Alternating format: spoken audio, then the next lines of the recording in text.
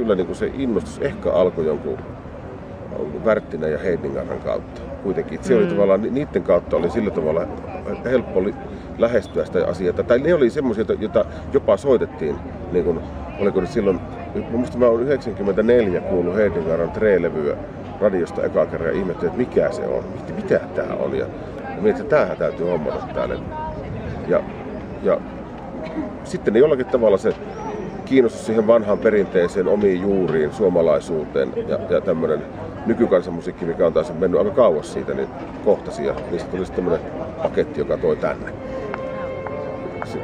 Se meininki, mikä täällä on, että se on tavallaan sellainen sukupolvien välinen kuilu on todellakin hävinnyt täällä ja ei ole semmoista niin kuin ammattilainen amatööri, harrastaja, pelimanni sellaista niin kuin kuilua, että ne on sulassa sovussa kaikki ihmiset täällä soittelee ja hengailee ja on hirveän innostuneita asiasta, niin se vaan viehätti ihan mielettömästi.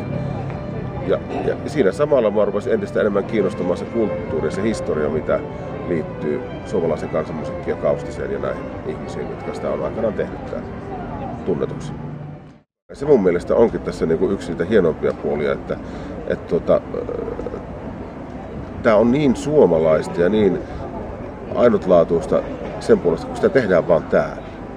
Ja se on semmoinen asia, minkä mä toivoisin, että niin kun ihmiset laajemminkin tänään kaupallisuuden ja kaiken kerskakulutuksen keskellä muistaisi aina se, että ne juuret, mistä ne on ja tavallaan mitä siellä on tapahtunut ja ennen kaikkea sen verran viittaisi tutustua siihen, että pääsee sen kynnyksen yli, että ne huomaa, että tämä on ihan niin kuin, se on mielettömiä tarinoita, mieletön historia taustalla.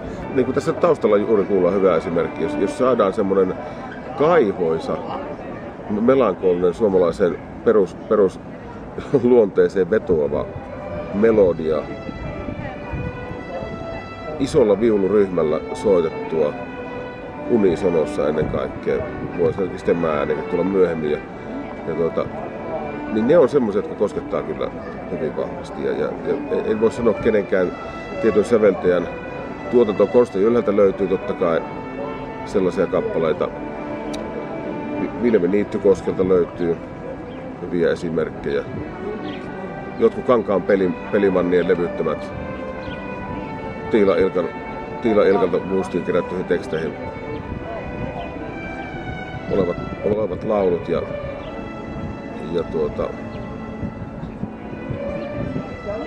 kyllä ne on yksittäisiä, mutta sanotaan, että ne on sitten tavallaan niin voimakkaita kokemuksia, että ne niin kuin sanotaan, että hakkaa kaikki muut.